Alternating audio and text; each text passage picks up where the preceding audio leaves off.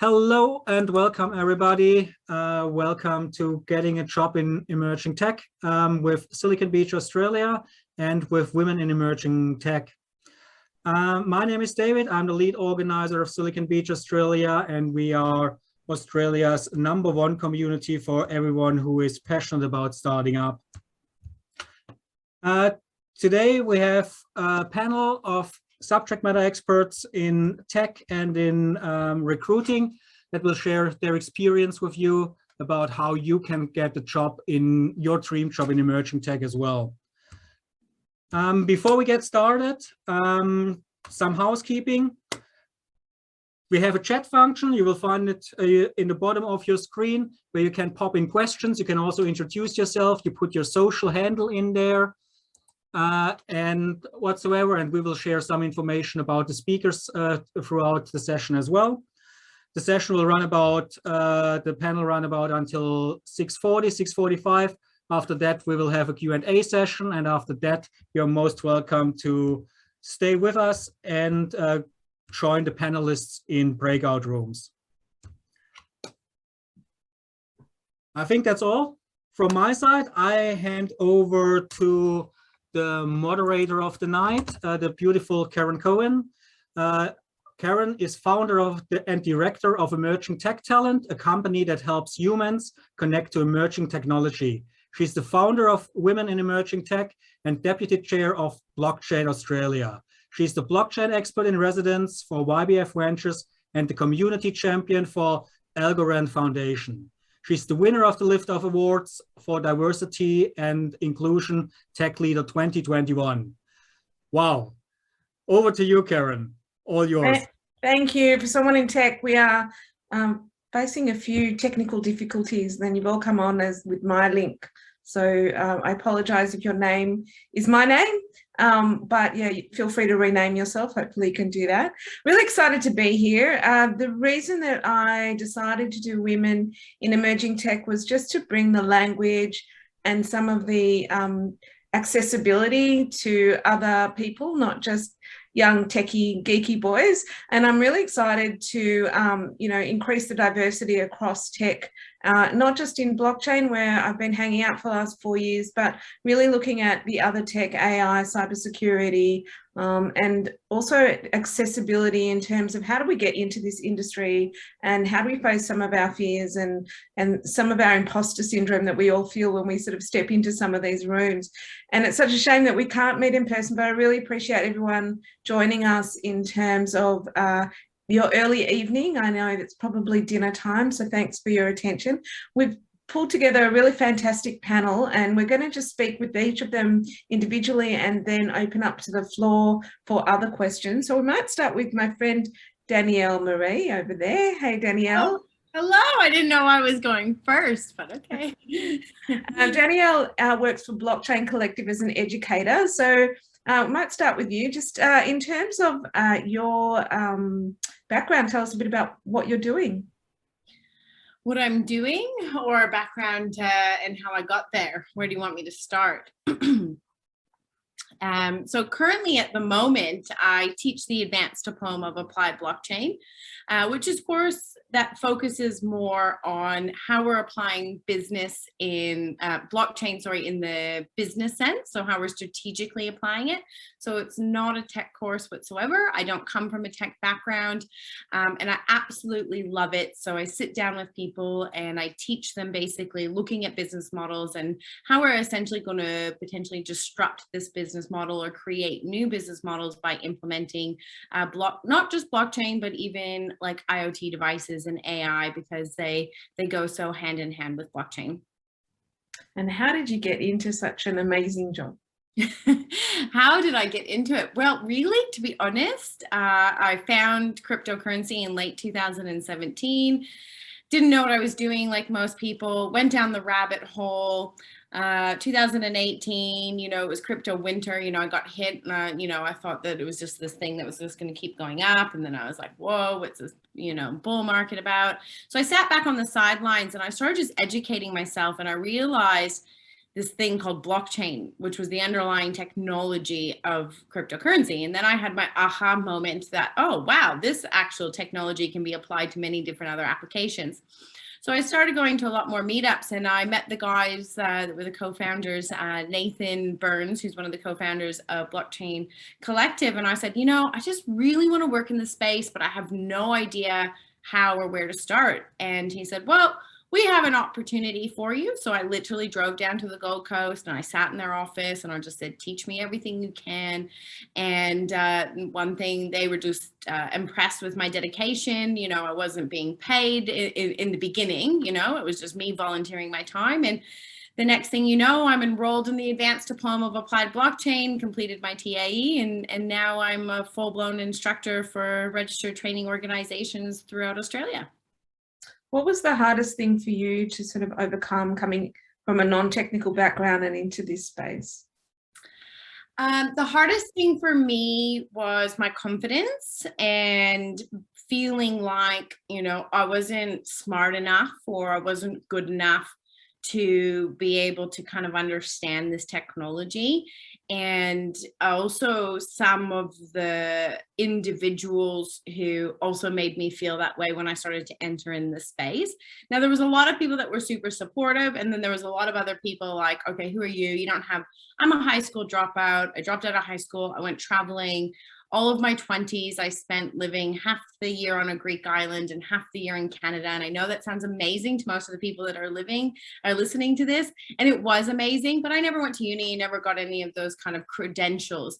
So entering in a space that was full of people that had gone to university and had these degrees, you know, it was quite intimidating. And some people were inviting of it and some people weren't. So that was definitely one of the most challenging things. But all I realized is I found what I was good at and I focused on that and what I was passionate about, which was building community and teaching. And now I'm just working on becoming an expert in the industry. Fantastic. And what would be your advice for someone wanting to get into blockchain who had never heard of it, never been in it? What would be the way that they would get in? First advice would be to reach out to me. I've got some free resources. I've got some free courses and everything that I can give you to get you started. Second thing would be to just go to your local meetups, doing what you're doing. If you're on this call or if you're watching the recording, keep tapping into the network, because sometimes it's that, you know, that whole, you know, 1 degree of separation. Some of my opportunities that have happened to me in the last 6 months, even most recently, has all been from going to these types of events and these meetups and networking with people. And the third thing would just be like, don't doubt yourself. You know, you might be changing careers just like I was. It is an intimidating space. There's a lot of information out there, but if you just dedicate yourself to spending the time and surround yourself with people that are supportive, if I can do it, you can definitely do it. Yeah, so you mentioned a couple of resources there, Blockchain Collective to learn and study. The other thing is Meetup is a massive place. It's where I learned everything I need to know about blockchain and more. So definitely getting onto Meetup. Thank you, Danielle. We'll come back to you very soon as part of the panel. Sharon from Open Door Recruitment. Hello. So Sharon's a recruiter. Tell us a bit about Open Door Recruitment and what's been going on for you. Open Door is actually a female-focused recruiter. We specifically work with organizations that want to shift their balance, their gender balance and diversity. It's founded about 4 years ago, and it comes from an understanding that over years in my career, I realized very quickly that in order for businesses to thrive, you need diverse thinking at the top, and it wasn't visible. So I set about changing that. And so that's how Open Door was born. And now we work with all these organizations, predominantly in technology, because that's where we find that women are most underrepresented. And that's why I'm with you guys here today. But yes, we work with leaders from CIOs, CTOs, CISOs, all the way down through to analysts. Thank you. That's a really noble thing to do. So what are some of the when the candidates come to you, what are some of the things that you need to talk to them about in terms of boosting their confidence and their ability to apply for jobs in the tech space? Interestingly, Danielle touched on a few of them just now. A lot of it, particularly when we're talking about applying for a particular role, is lack of confidence. I don't think I can do it, imposter syndrome. I've only got 3 or 4 out of all these prerequisites. There's no point. So it's really talking about what the transferable skills are, what you can actually achieve. And in fact, that no job is ever advertised expecting someone to come along who has 100%. Otherwise, you wouldn't apply. Everyone's got to stretch themselves. So the biggest thing that we find with candidates is really understanding what they actually are capable of doing and driving their own self-belief and bringing it out. And do you think it's true, like, you know, you hear all these things about how women are less likely to apply for a job even if they're like 80% there, and because they just don't have the confidence to stretch themselves for that job? Yes, that's absolutely right. It's reasonably well documented, but what we do is we give them a safe space. So you can talk to us, you can ask us anything, and we'll actually be able to talk to wherever this particular role is and find out where the question marks are. Oh, look, I can't do that particular piece. Do you think that's really going to matter? And we'll be able to tell them, no, it doesn't really matter. You can learn that, or whatever the answer is. But yes, it's very common, very, very common. What are some of the common mistakes that you find in CVs or in applications when people are applying for something that's crossing them, you know, into an unknown sort of a role? It's not so much common mistakes as things that could be done as well. Things like highlighting skills that are transferable, finding examples where if you're trying to get into emerging tech, which obviously this is about, but you don't have any direct experience, you would look at what you actually do need and then try and find examples in what you currently do that actually link really closely to it, and actually build that out into your CV. Actually have a little statement about I've achieved this, or where I've been on this project and we did X, Y, and Z, which correlates to this particular requirement within the role that you're applying for. Getting recommendations is a great thing to do. So maybe wherever you've worked before, get them to write you a little recommendation. It's not a reference, because they're not suddenly going to be writing a reference. It's going to be verified and go onto some big applicant tracking system. But it's just a recommendation. Yes, she achieved this. We asked her to do this. She did that, and it required these skills. Something like that, or even putting it onto LinkedIn. And on LinkedIn, you can actually put a recommendation in, and it goes public. And then it's there for everyone to see. Fantastic. How important is it to get a mentor or someone to support you through when you are sort of stepping up through these different career moves?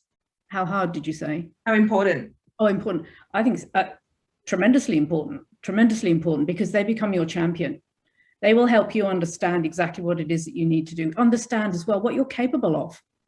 It's often with a mentor, you can truly understand what's needed. Whereas I think if you're trying to do it on your own, to Danielle's point, she's got wonderful resources available. Use it. Find somebody who can be your champion, for sure. Yeah, I think that's a really important point. I know when I was starting out in this space, I used to pay someone to be my tutor, and I'd say, okay, I'm going to throw words at you, explain them to me so that I can explain them to other people, you know, and just really understanding where your gaps in knowledge are so that you can start to sound knowledgeable. Absolutely. And finding people who are more knowledgeable than yourself and saying, hey, I don't know about this stuff, tell me. So I think that's really important. You and I have had some really interesting discussions about the state of the market and what is going on with employment, because as we know, our borders are shut and a lot of the expats have left. What's going on with the job market at the moment? Well, if you'd asked me the question 6 months ago, what's going on in the job market, I would have been hiding in a cave thinking, well, we're never going to come out again. What's going to happen? We've all been told it's going to crash. It couldn't be more different. The job market at the moment is red hot, I think is the description. And in particular in technology. There's a bit of a brain drain. A lot of us, as Karen said, a lot of expats have gone. They've returned back to their home countries, but also with the border shut, with no talent coming in. So everybody's fighting over this small talent pool of people who have this capability. So what's happening now is that businesses are beginning to, and hiring managers are beginning to actually open their eyes a bit more to look at people who have transferable skills, which is absolutely ideal opportunity if you're trying to cross over from one particular discipline to another. Now is the perfect time for sure, because I suspect from now, certainly till the end of the year, the chances of this particular market coming back again won't be for a very, very long time. We've got an absolute perfect window. Yeah, so that sort of gives you a bit of being brave, right? Like, because if you're not 100% ready for a role, but there's such a brain drain and there's such a low supply, you know, this is a time where you could be a bit braver and step up for a role that you're not normally ready for, which is pretty amazing. Thank you, Sharon. Is there anything else you want to tell us about recruitment before I move on?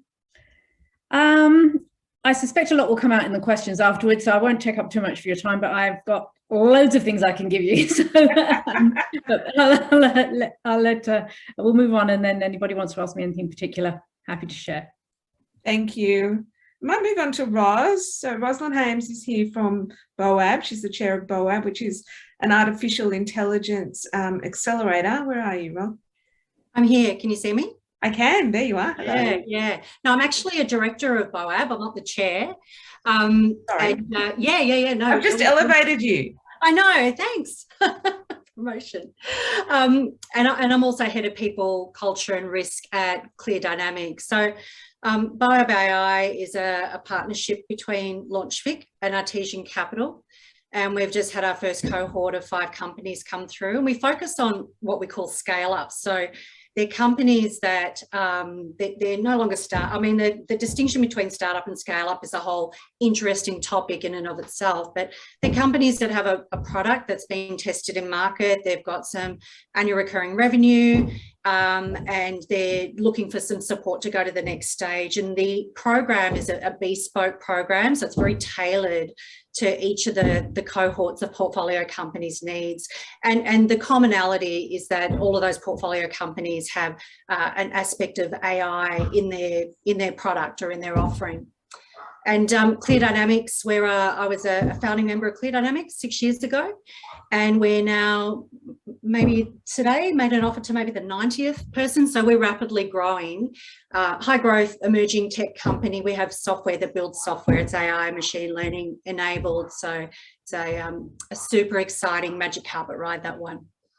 Oh, fantastic. And so tell us a bit about artificial intelligence. What's going on in the industry? What's it like moving in? Like, I mean, that's a crazy emerging tech at the moment. Everything's using AI, isn't it?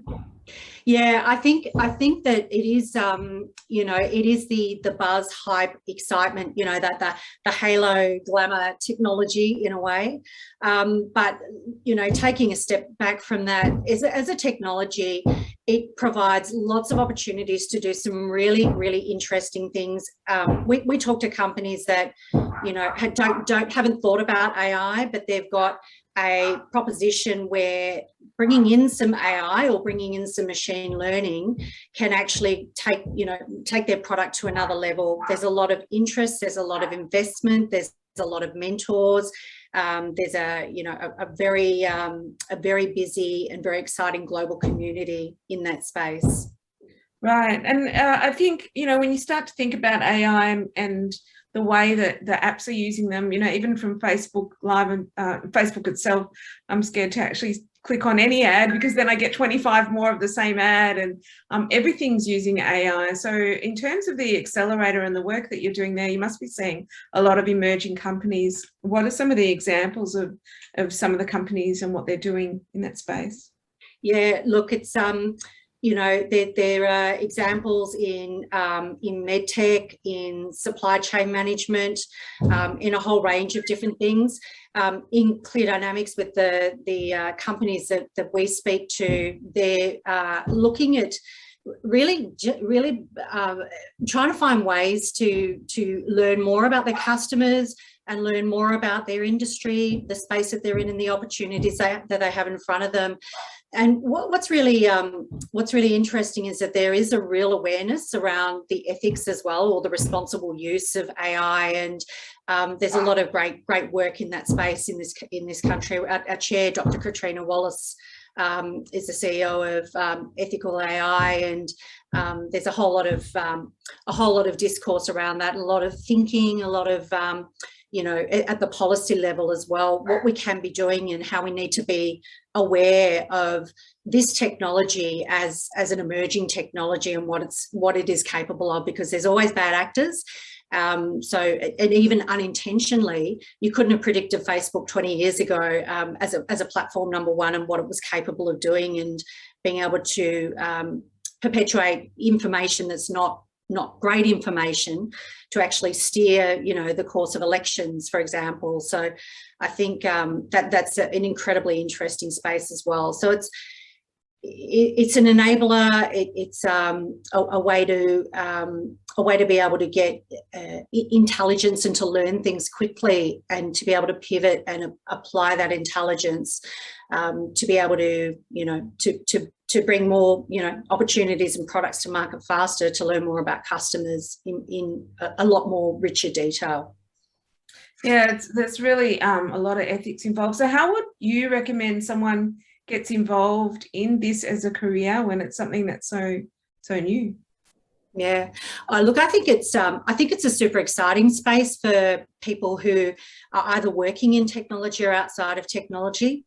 So we actually look for people who have a really, really broad, from all, I guess, walks of life, all ages, all sorts of backgrounds, different educations, different disciplines as well, because in the Clear Dynamics context, our offering means that people can actually really focus on the relationships with customers and businesses, and really focus on the opportunity scenario, can focus on the problems that they're trying to solve, or things that they're looking to automate. So it's actually that ability to develop really you know, trusting relationships very fast, and to really connect with businesses, as opposed to really understanding the technology. Coming in at the technology level, it's still emerging, and there's so many people out there, and some great courses as well, to be able to get in and to learn. And again, that you know, seeking out mentors, seeking out cohort out there. There's such a, you know, there's a lot of different groups to be able to sort of to tap into, to be able to learn as well, and to extend skills. So it couldn't be a better time actually to cross over into technology as a career. Yeah, I mean, we need people, we need philosophers, we need thinkers, we need psychologists, we need the people who are going to work on the tech. We need human resources, we need operations. So yeah, it's definitely a good time to sort of jump on board. Are there startups like open to kind of people volunteering and helping in terms of those roles? Look, definitely, but at the same time, there's actually a need for you know, paid roles, and there's lots of different entry, you know, different ways to get in, whether you come in as a grad or someone with, you know, I know that there's a program at the moment we're looking, Digital Victoria, with changing, you know, someone who's maybe mid-career and has lost work due to the pandemic, but they're wanting to change and get new skills. And so we've got a connection with them to bring in people who are just starting to move into tech, but they're transferring invaluable 10, 15-year careers into, you know, into a new company. So we've got a lot of people who come into our company with, you know, it's their first jobs in tech, but in all ages. So I don't think it's sort of necessary to volunteer. Certainly, you know, as well, there's lots and lots of great programs. I mentor for Rare Birds, and also ICT, Women for ICT in Victoria, and there's you know, so many mentoring programs, and probably more mentors and mentees at the moment, particularly for women. So certainly look to tap into those, and to reach out, you know, to people who are in these companies for info. I would suggest, and one of the things that I learned through my career, as I accidentally found myself in a career on the vendor or the supplier side in tech, to reach out and to ask people about their careers, see if they've got time for a coffee, online even, and do an informational interview and say, hey, I'm here and this is me and this is where I'm at the moment, and I'm at a juncture in my career, and what's it like for you? What do you do? I want to learn about what it's like to be in your shoes, or to have your job in a non-creepy way. But that's something that I did quite a bit, to very quickly challenge my assumptions about what it's like, and also to get comfortable with the language. As you say, Karen, you know, you had someone who you paid to get the lingo, but that gives you a very quick way of getting a window into different companies and different industries, and can even, you know, open up connections for you as well. So it's a good tip. Okay, fantastic. So thank you for all of that. That's really helpful. And we'll come back to you a little bit more later on. I think someone's popped in the chat the digital jobs program from Victoria. Thank you very much, Jane, for that. And yeah, I think that's really good advice in terms of, I think a lot of us are stuck at home, so the Zoom coffees are working really well. We're managing to drop in. I've got a little Calendly link, and anyone who wants to connect with me, just, you know, have a Zoom coffee and I've been meeting more people in the last couple of weeks than I have in a long time, and I think that's just due to the fact that we are really making more time to connect with people we don't know. Speaking of which, I'd love to speak to Steve, who's from Snyk. He's developer Steve, and he's a guy who's on the tools. So where are you, Steve? Hello, here I am. There you are, geeking out. Tell us a bit about what you do, Steve. Hello, my name is Developer Steve, actually legally, but I'll probably get to that a little bit later. But I'm one of the senior developer advocates at Snyk. Snyk, we've debated this one in total. Anyway, I'm one of the developer advocate or senior developer advocates at Snyk. So essentially we do a whole bunch of work around security, in particular security at the code front. So at the onset of building an app and just knowing not only what's in your code, but also in the packages or the open source packages that you're using as part of your app or as part of your platform. Yeah, and how did you get that job? It kind of found me. No, developer origin story is always one of my favorites. But I've been a developer advocate or a developer evangelist for many years. So, oh yeah, LinkedIn's in the chat if anyone wants to connect. Essentially, I've been coding since the age of 8. So back in the days of QBasic, if anyone remembers it, completely self-taught. Well, I'm kind of self-taught at the as a product of the open source world, as I always like to think of it.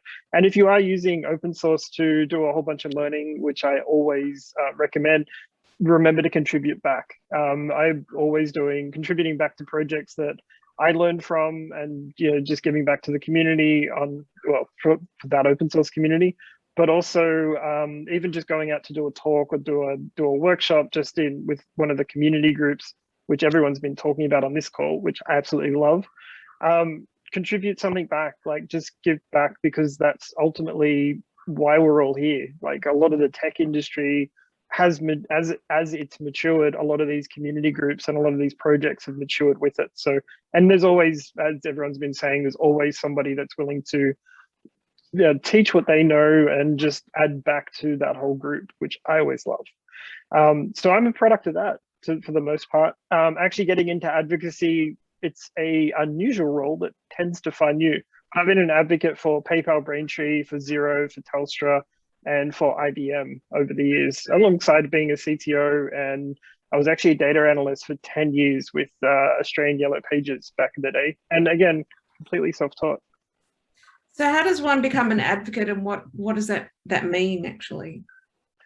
Like I said, this is something that kind of found me, and a lot of that actually came about just from me doing, and a lot of, I should mention too, all my experience is basically from me building startups, like literally coming up with an idea, which we all get as startup folk, and coming up with an idea and then launching a small test site. People love the idea, it builds out, you grow a business from it, etc. I've had so many over the years, probably more than I can remember.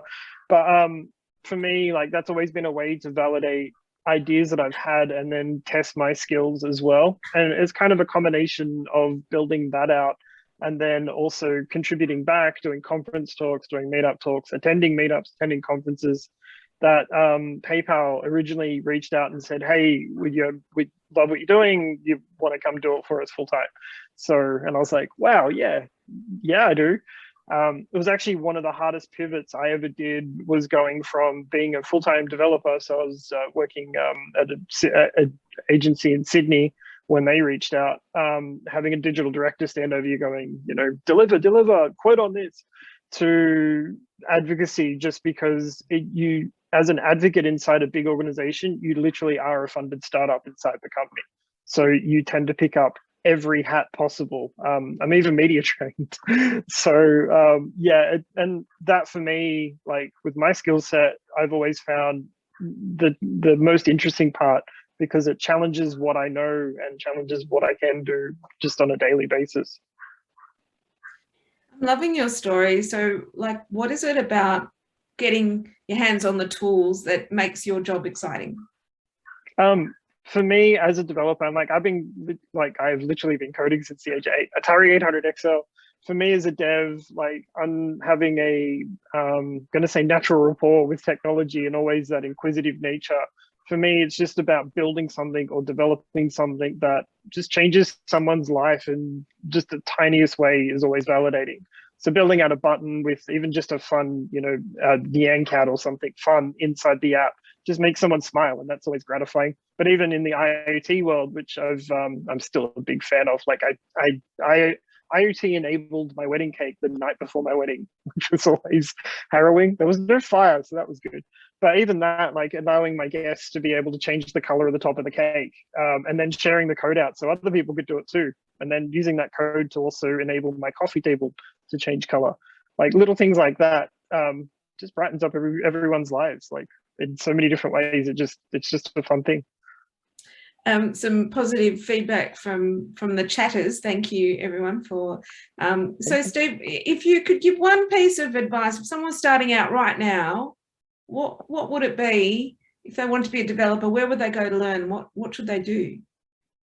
Good question. There's so many resources online, so many YouTube, so many tutorials. Again, like in the open source world, it's all free. Well, most of it's free. So you can install a thing onto any sort of computer. You can even write code on your phone. So like being able to pick up something like that and just build something really quickly out. Actually, you don't even need to code now. You can also use no code, low code platforms like Node-RED, or there's so many other alternatives where you're just dragging nodes around and connecting up flows. You can create any sort of thing inside that, which I always love. It's so easy to pick up and get started. I think just to echo the sentiment, or echo something that everyone has already been talking about, is places like meetups. There's always people like willing to share knowledge and just geek out.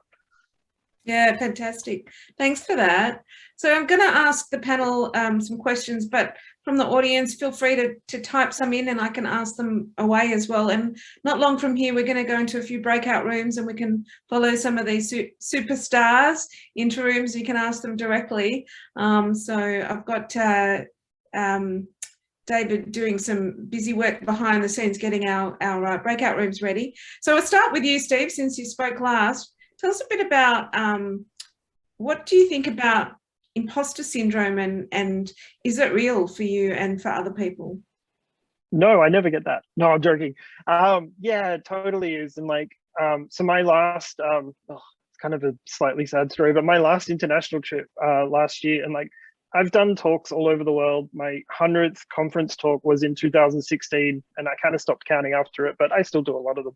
But my last trip last year was to the United Nations. It was just before the whole situation kicked off, but to do design thinking workshops and launch a global hackathon with the UN. And even the flight over there, I was like the entire time thinking, oh, I shouldn't be here. I shouldn't be here.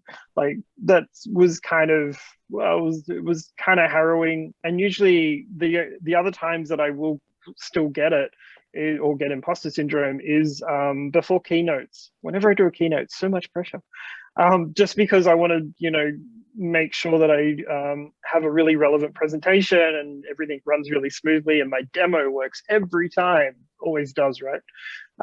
It's something I still get, but for me, I always see it as a growth opportunity or a growth mindset opportunity, because I'll use that pressure to make sure everything does work first time and that everything's amazing. So, but yeah, totally something I still get. Fantastic, thank you. Danielle, what do you think about imposter syndrome? Oh, well, You know, imposter syndrome, I definitely, you know, had it when I was starting to kind of enter in the space. And I think that it's normal and natural, and it doesn't even matter. You know, now I've been in the space for a while, and some people, they say to me, they're like, oh, you seem so confident. And I did this gig at the QUT last week, and I was so nervous the whole time. And I memorized everything, and then I got up there and I felt like I just totally stuffed it up. And everyone came up to me afterwards and they're like, oh, you did so good. How long have you been doing this for? I was like, oh, it was my first time, you know, of like proper kind of MC. So I think that it's natural and normal for us to always kind of put this pressure on ourselves or think that we're not good enough. And once you kind of actually get through it and you go through the other side, you're like, oh, that wasn't actually too bad. Oh, okay, I actually didn't do. So I did do good. So I think that you just gotta, even if you don't believe in yourself, just do it anyways, and then you will afterwards.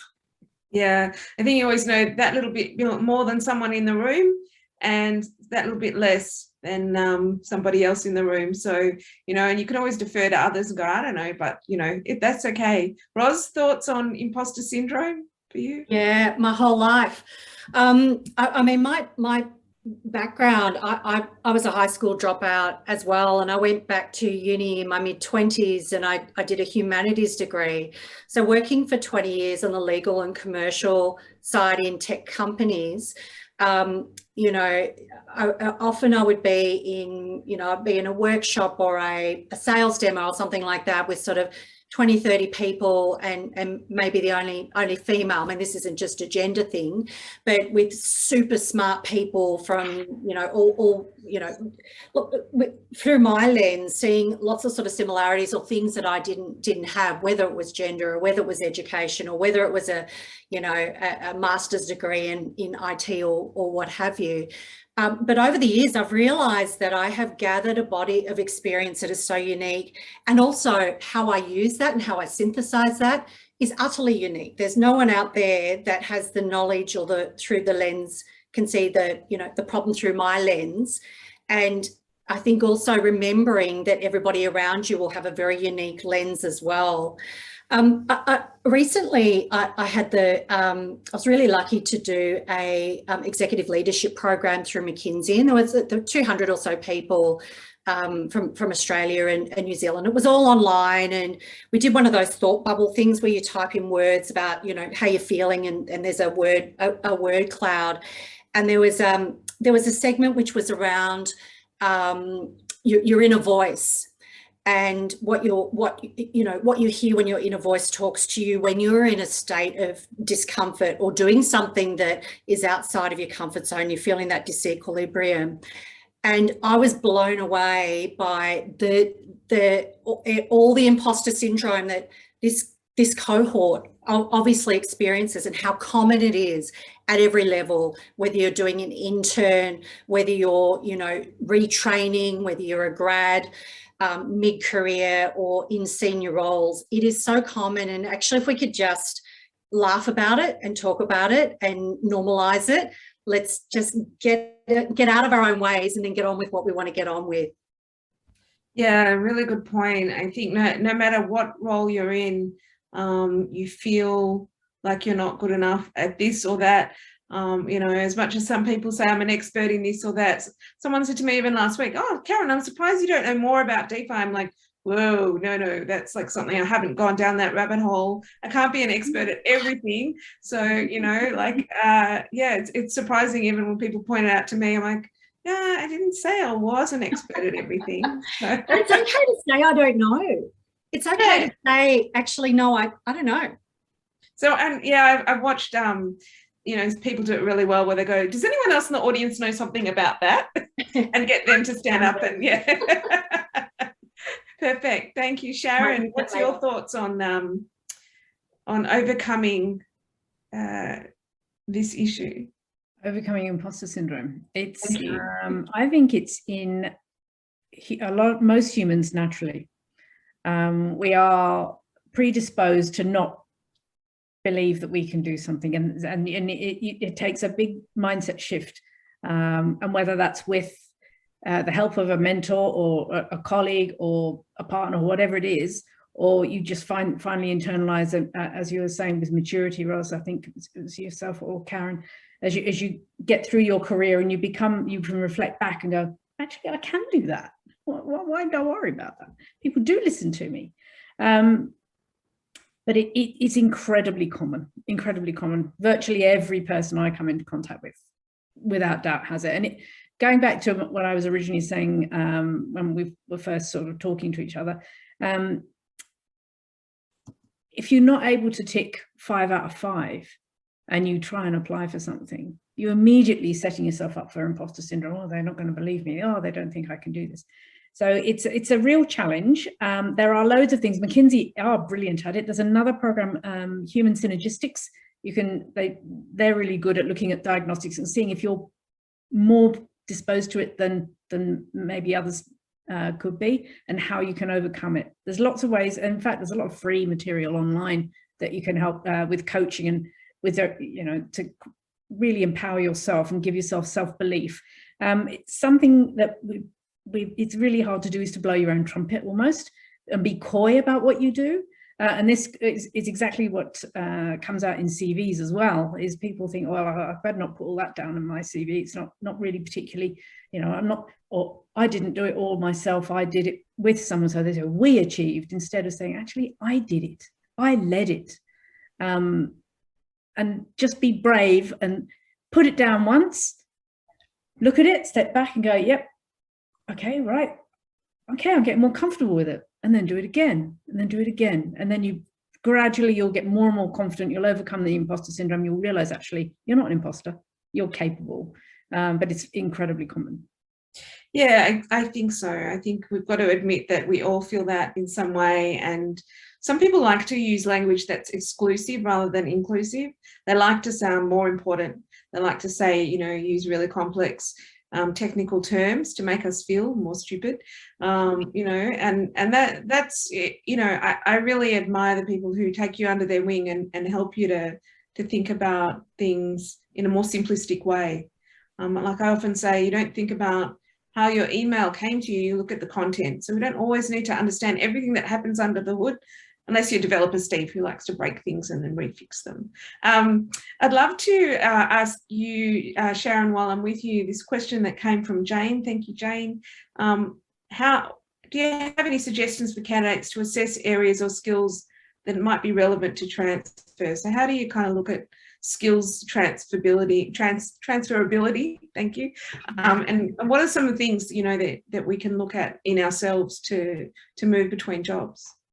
I think right at the beginning, I think, Karen, you did cover a lot of those, and they are the things like multitasking, attitude, ability to think more creatively than necessary, than maybe the next person along.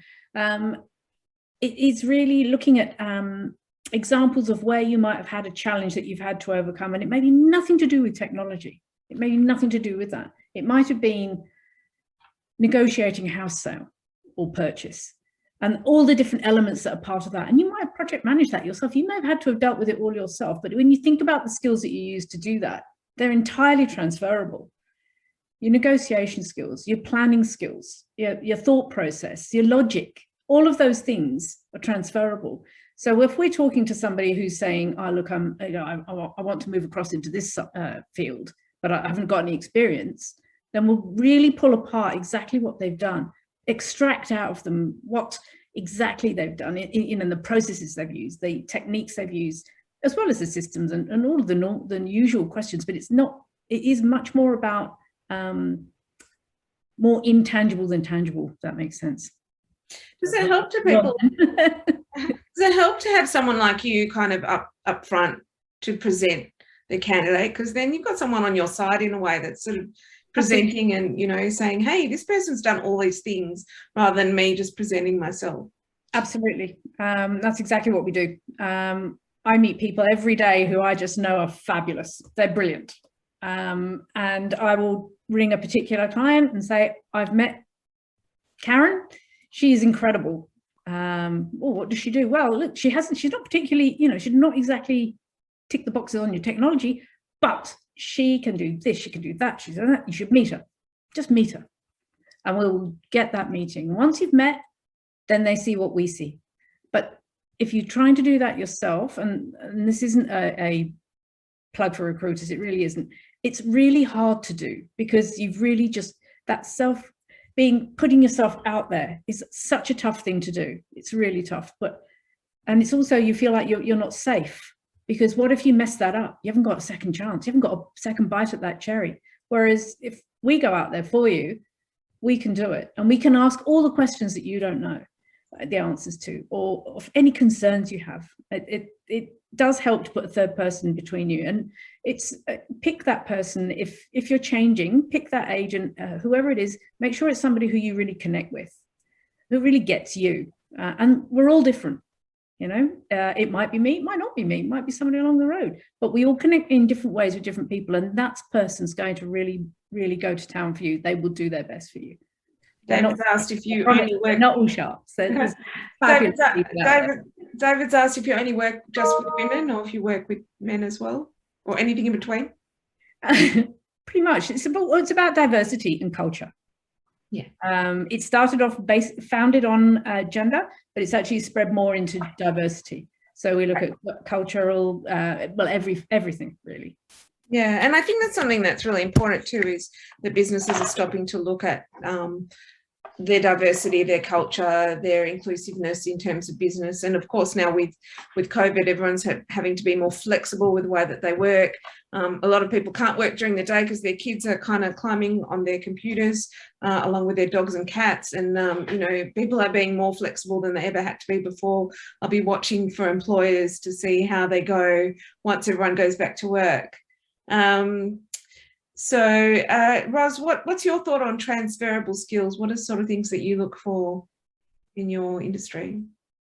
Yeah,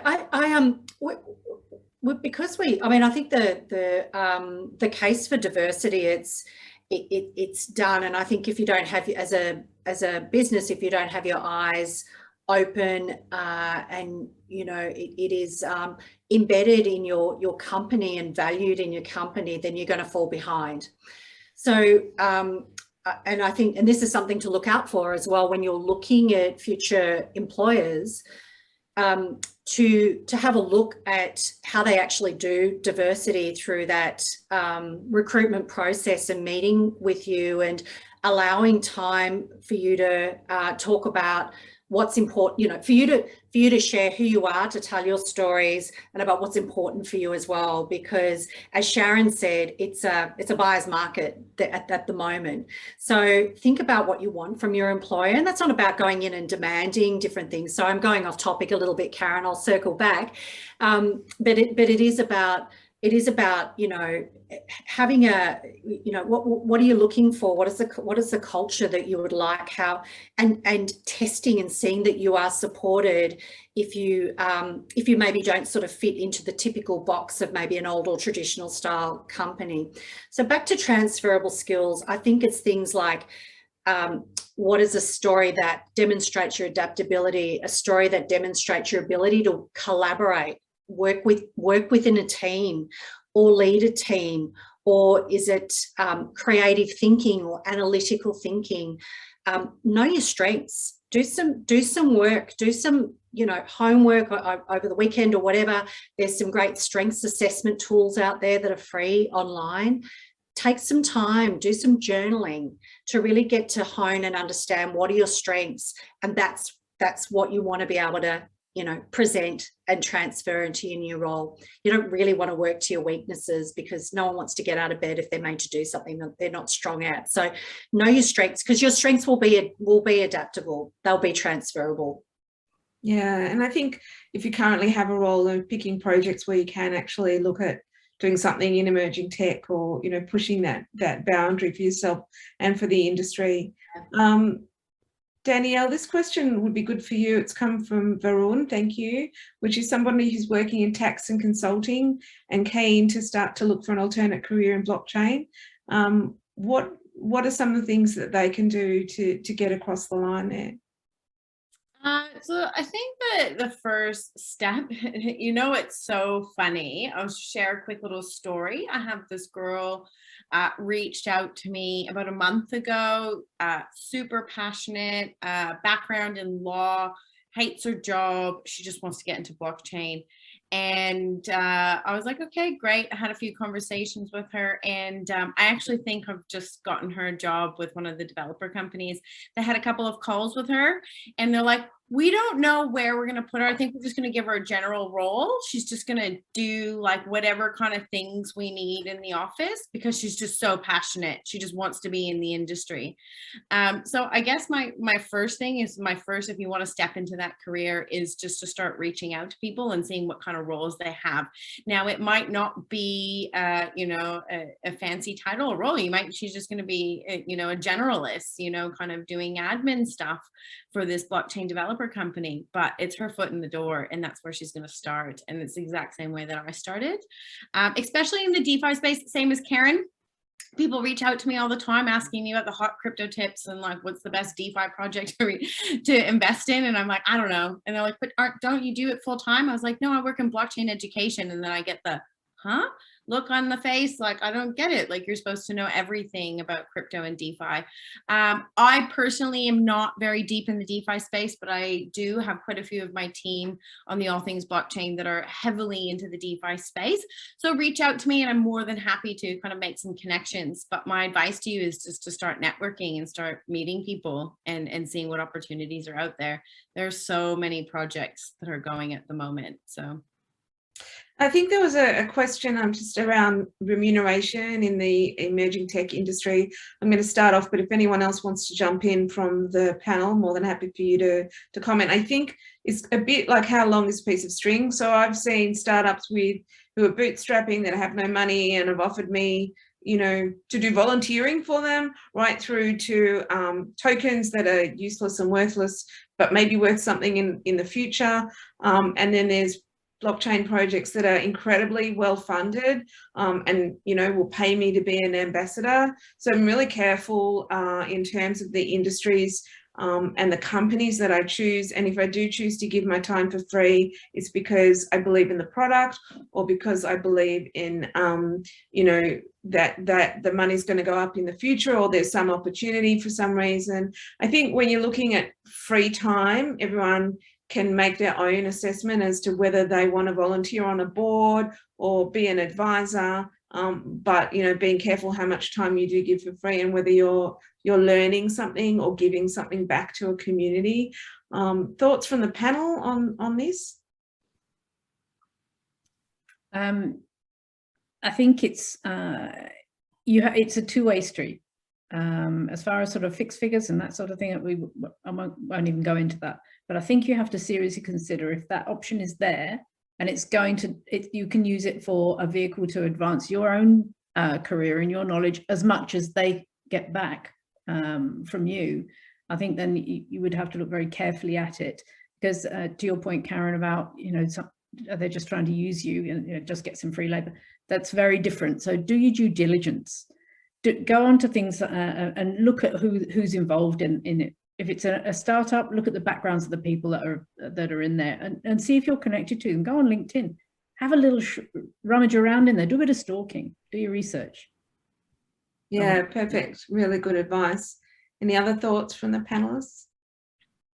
I'd like to respond. I don't know how to say this. Is it Divya Vishin? Their question, they're talking about, being in roles like business analyst or product owner, but struggling with not only the technology, but imposter syndrome. There is so much. That's exactly what I teach in our courses. We teach essentially people how to be business strategists, consultants, and analysts. And the amount of people that are coming in that have that skill set, but they have to completely learn this whole new blockchain and how they're going to apply it. That's exactly what I do. So my advice to you is just, just keep plugging in, because you already have half the skill set. I've got students coming in where I got to teach them both. I got to teach them how to, you know, look at it and do a business model and all that sort of stuff. The students that are coming in that already have that skill set, all they need to focus on is understanding the technology and just submerging yourself. And I think that the more that you start to tap in and understand it, the more that you'll get over the imposter syndrome. Do what Karen did, hire someone, get them to teach you all the fancy words. And then it's like, oh, okay. So then you go to a meeting and you're like, okay, here's your business model. And you know these fancy words. And the next thing you know, you're the expert in the room. There's some questions around graduate programs. I think it's hard, like there's probably a few government graduate programs, but then it's almost like fend for yourself. Steve, do you have any thoughts for graduates out there in the technical world?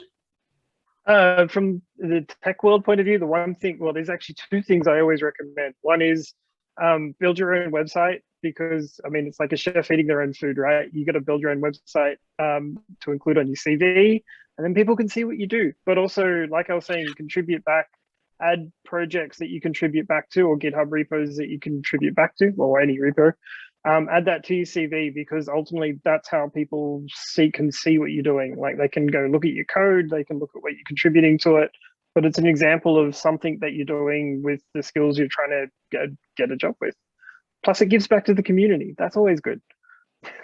Yeah, I think gone are the days with a lot of formal graduate programs. I reckon you just got to get out there and join projects and see, you know, put your hand up. And sometimes you do have to do a few bits for free, and then, you know, then put your hand out to be paid somewhere else if they're not going to pay you. I think we're going to hand over to David, who's going to move us into some breakout rooms so you can ask the speakers some questions yourself. Want to thank the panel, Danielle, Steve, Ros, Sharon. Yeah, it's been really fun. And Paulius has said graduates should find blockathons and form a team. Fantastic. Thank you, Paul. David?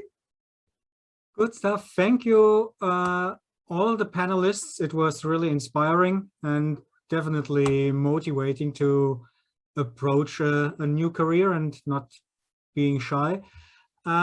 We have 5 breakout rooms. We have 1 breakout room with 5 Karens in there, so have fun over there.